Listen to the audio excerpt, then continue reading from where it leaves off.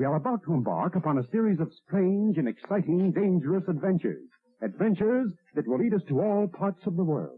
Hello and welcome to another Bad Comic Review. This time we are looking at the Napalm Brothers, Issue 1. This is a 2020 book from Gravestone Press, written and drawn by 6th Scale Combat. Okay, so Vietnam vet who's been severely injured in the war has returned, and he is going to a funeral with one of his other soldiers, friends, and they meet up at a bar and fight some hippies, which was a really cool scene. They borrow a minibus and head out to a funeral for their friend Dwayne. Now, it looks like there may have been some shenanigans with the way Dwayne died, and that may be tied to somebody they knew during the war. Well, in the meantime, they've got other problems because this gang of people is out to shoot up the funeral. And there's a giant monkey. The monkey looks freaking awesome. And how they ended up with the monkey is apparently covered in the ash can that was an add-on in the crowdfunding version of the campaign. I didn't really care how they got the monkey. I just thought the monkey was cool. All this means that they're gonna end up in a fight, and that's leading into the next issue apparently, which as of this recording in 2020 is currently crowdfunding for issue 2. I know this book has been reprinted through John Della Rosa's publishing arm, which I believe is Rislandia Books. I'm sure I pronounced that wrong. And it is available on Amazon in Kindle format and paperback, which the only real difference seems to be the logo above the soldier's head on the cover. My version is the Gravestone Press edition, and it is really, really nice. The cover quality is spectacular, and the interior pages are nice and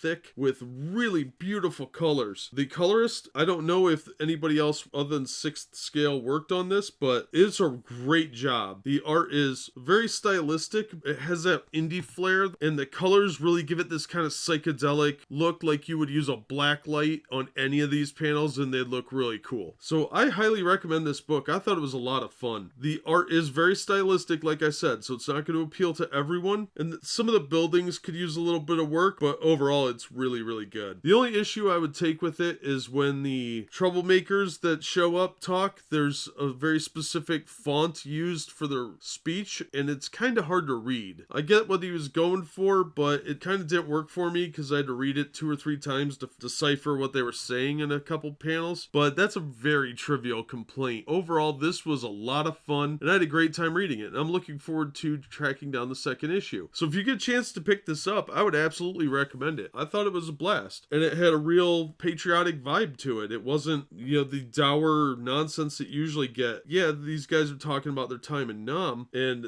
they've got some trauma, I'm sure, from that, but it wasn't that sort of negative impression that you usually get from soldiers, and it wasn't a pity party either. It was just a realistic experience that people would actually have. So I thought it was a very good portrayal of soldiers that came back from war, and it's a fun story. It was a really good read. I was real excited to see where it goes, so I'm going to recommend this. It was one of the better books I've read, especially from crowdfunders lately, so definitely worth tracking down. That'll do it for this one. Thank you so much for listening and supporting the channel. If you enjoyed the video, please hit the like button, and don't forget to subscribe so you don't miss future reviews. If you'd like to help the channel in other ways, links to my Patreon, Streamlabs, and Teespring store are in the description, and as always, we hope to see you on the next one.